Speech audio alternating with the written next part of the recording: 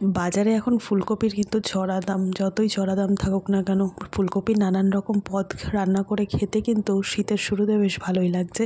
কিন্তু বন্ধুরা, খেয়াল করে কখনো দেখেছো যে ফুলকপি তো খাচ্ছি, ফুলকপির ডাঁটাগুলোকে ফেলে দিচ্ছি কিনা? হ্যাঁ, ফুলকপির ডাঁটাকে তো ফেলে দিতেই হবে, কেননা ফুলকপির ডাঁটা তো আর খাওয়া যায় না। হ্যাঁ বন্ধুরা, আজকে থেকে এই ভিডিওটা দেখার পর তোমরাও অবাক হয়ে যাবে যে ফুলকপির ডাঁটা খেতেও এত ভালো লাগে, তাও বিন্দুমাত্র কোনো রকম মশলাপাতি ছাড়াই সুন্দর মতো রান্না করলে ফুলকপির ডাঁটাও কিন্তু খেতে ভালো লাগে।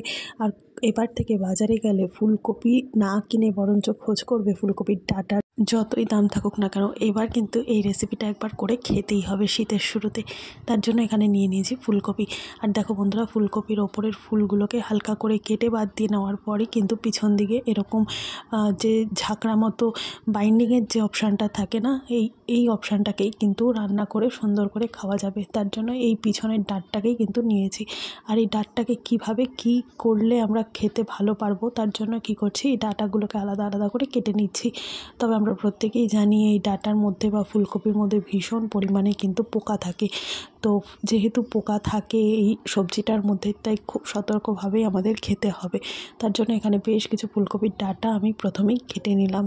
ভালো করে এখানে কাটার সময় দেখে নিতে হবে যে কোনো রকমভাবে পোকা বা কোনো নোংরা আছে কি না, সেই রকমভাবেই বাদ দিয়ে নিলাম। বাদ দিয়ে নেওয়ার পর এখানে এই ডাঁটাগুলো থেকে ছোট ছোট টুকরো করে আমি কেটে নেবো, যত ছোট তোমাদের পক্ষে সম্ভব হবে। ঠিক এরকমভাবে ডাঁটার মধ্যে যে পাতাগুলো আছে সেই পাতাগুলোকেও বাদ দেবে না, এরকমভাবে গোল গোল করে ছোট ছোট টুকরো করে কেটে নেবে। যত ছোট টুকরো করে কাটা যাবে তত তাড়াতাড়ি সেদ্ধ হবে। যেগুলো মনে হচ্ছে একটু মোটা সেগুলোকে মধ্যেখান থেকে একটু হাফ করে নিতে পারো। নিজেদের পরিমাণ মতো তোমরা এখানে ডাঁটাগুলোকে নেবে। এখানে প্রায় আমি 2 কি 3টে ফুলকপির যে ডাঁট যতটা হয় ততটাই নিয়েছি, প্রায় 1 বাটি পরিমাণ নিয়েছি। এভাবে ছোট ছোট চাক চাক করে কেটে নেব। তো আগেই বলেছি যেহেতু ফুলকপির মধ্যে অনেকটা পোকা থাকে, তাই কি করব, এইভাবে ভালো করে কেটে নেওয়ার পর বেশ কয়েকবার জল পাল্টে পাল্টে কিন্তু ধুয়ে নেব। এবার দেখো প্রায় 1 বাটি পরিমাণ আমি ডাঁটা নিয়ে নিয়েছি। এবার এই ডাঁটাটাকে কি করব, ভালো করে তো কয়েকবার জল পাল্টে ধুয়ে নিয়েছি। এবার যাতে কোনো রকম পোকা থেকে গেল যেটা আমরা দেখতে পাইনি, সেই রকম যদি পোকা বা নোংরা কিছু থেকে থাকে, তার জন্য এখানে আমি একটুখানি গরম জলের মধ্যে ভিজিয়ে রাখবো কপির ডাঁটাগুলোকে।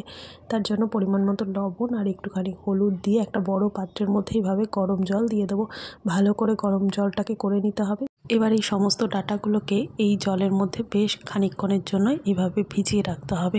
ভিজিয়ে রাখলে কী হবে, বেশ খানিকটা কিন্তু নরমও হয়ে যাবে। যেহেতু ডাঁটাগুলো একটু শক্ত হয়, তাই তোমরা চাইলে একটু লবণ হলুদ দিয়ে জল দিয়ে একটু ফুটিয়েও নিতে পারো, তাতে আর একটু বেশি নরম হয়ে যাবে। এখানে আমি বেশ 10 থেকে 15 মিনিটের জন্য এভাবে গরম জলে ভিজিয়ে রেখেছিলাম, তাতে বেশ খানিকটা ঢাকা দিয়ে ভিজিয়ে রাখার কারণেও কিন্তু প্রায় 20% একটু নরম হয়ে এসছে। এবার আমি জল থেকে এটাকে ছেঁকে নেব। জল থেকে ছেঁকে, যেহেতু এটা আগেই ভালো করে ধোয়া ছিল আর কোনো রকম ধোয়ার দরকার নেই, ভালো করে এই লবণ হলুদ জল থেকে তুলে ছেঁকে নিলাম। আর এইভাবে লবণ হলুদ জলে যদি বেশ খানিকটা সময় ভিজিয়ে রাখি, তাহলে ডাঁটার ভেতরেও না লবণটা এভাবে ঢুকবে, একটু ভালো লাগবে খেতে। তো এখানে সমস্ত জল থেকে কিন্তু আমি ডাঁটাগুলোকে ছেঁকে তুলে নিয়েছি। এবার এর মধ্যে আমি বেশ কিছু ইনগ্রিডিয়েন্টস মেশাবো, যার জন্য এটা খেতে আরও বেশি স্বাদ হবে। তবে খুব বেশি দরকার নেই, খুব সামান্য বেশ কিছু জিনিস দিলেই হবে, আর যেটা কিনা সবসময় আমাদের ঘরেই থাকে সেরকম কিছু জিনিসই দিতে হবে। তার মধ্যে এখানে দিয়ে দিলাম একটুখানি ধনেপাতা কুচি। এটা পুরোপুরি অপশনাল, যদি ধনেপাতা না দিতে চাও তাহলে একটুখানি তোমরা অন্য কোনো ফ্লেভার, যেরকম ধরো গরম মশলার গুঁড়োও দিতে পারো। দিয়ে দেবো একটুখানি পেঁয়াজ কুচি, পরিমাণ মতো কাঁচা লঙ্কা কুচি। কাঁচা লঙ্কাটা পরিমাণ মতোই দেবে, না হলে স্কিপ করতে পারো। একটু গোলমরিচের গুঁড়োও দিতে পারো। আর দিয়ে দেবো পরিমাণ মতো লবণ, পরিমাণ মতো একটুখানি হলুদ গুঁড়ো, আর দিয়ে দেবো 2 চামচ পরিমাণ সুজি। এখানে যেহেতু আমি বেসন দিয়ে এই পকোড়াটা বানাচ্ছি না, তাই এখানে আমি সুজি আর ময়দা দিয়েই করব। তবে তোমাদেরকে এখানে আরও একটা ট্রিক্স দিয়ে রাখছি, যে বেসন ছাড়াও যে কোনো ধরনের পকোড়া বা যে কোনো ধরনের ভাজাভুজি কিন্তু তোমরা করতে পারো, অনায়াসে মুচমুচে হবে। সুজির পর এখানে আমি দিয়ে দিয়েছি একটুখানি ময়দা, আর এই ময়দাটাও কিন্তু পরিমাণ মতোই দিতে হবে। ঠিক যতটা বেসনের পরিমাণ দিতে হয় ততটাই কিন্তু বাইন্ডিংয়ের জন্য দিতে হবে। ভালো করে এটাকে সমস্তটা একসাথে মেখে নেব। ঘরে যদি বেসন না থাকে আর যদি কোনো চটপট পকোড়া খেতে ইচ্ছে হয়, তাহলে সমপরিমাণ সুজি ময়দা বাইন্ডিং করে নিয়েও কিন্তু তোমরা বেসনের পরিবর্তে এটা দিয়েও করতে পারো। পকোড়া যেরকম মুচমুচে হবে তারকম খেতেও কিন্তু ভালো হবে।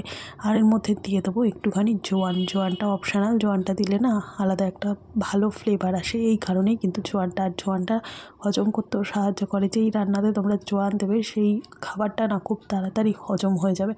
তারপর এখানে আমি ভালো করে মেখে নিলাম। আর ভালো করে মেখে নেওয়ার পর এখানে আমি দিয়ে দেবো 1 চামচ পরিমাণ গরম যে তেল, সেই তেল যে তেলে আমি ভাজবো করে ঠিক করেছিলাম, সেই তেলটা তো আগে থেকে কড়াইতে দিয়ে ভালো করে গরম করে নিয়েছি।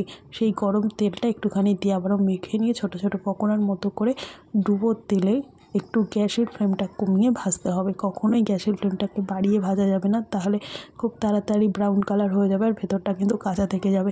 যেহেতু এই ডাঁটাগুলো একটু শক্ত আর এই তেলে দেওয়ার পরেই কিন্তু বেশ খানিকটা সেদ্ধ হবে, তাই কমিয়ে না ভাজলে কিন্তু ডাঁটাগুলো শক্তই থেকে যাবে। তাই একেবারে গ্যাসের ফ্লেমটা লোতে দিয়েই উল্টে পাল্টে ভালো করে ভেজে নিতে হবে।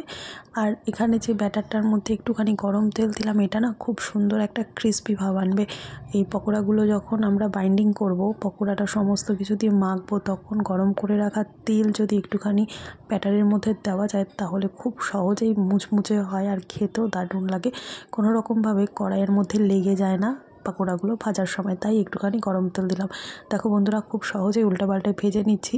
আর এরকমভাবে ছেড়ে আসতে পারে, কোনো রকম সমস্যা নেই। ছেড়ে আসলেও কপির ডাঁটগুলো খেতে কিন্তু মুচমুচেই হবে আর খেতেও ভালো লাগবে। এবার ভাজা হয়ে গেলে আমি প্লেটের মধ্যে তুলে তোমাদেরকে দেখাচ্ছি কতটা ক্রিস্পি হয়েছে আর দেখতেও ভালো লাগছে। এগুলো গরম ভাতেও ভালো লাগবে, বিকেলবেলা স্ন্যাক্স হিসেবেও খেলে কিন্তু চা কফির সাথে দারুণভাবে ভালো লাগবে।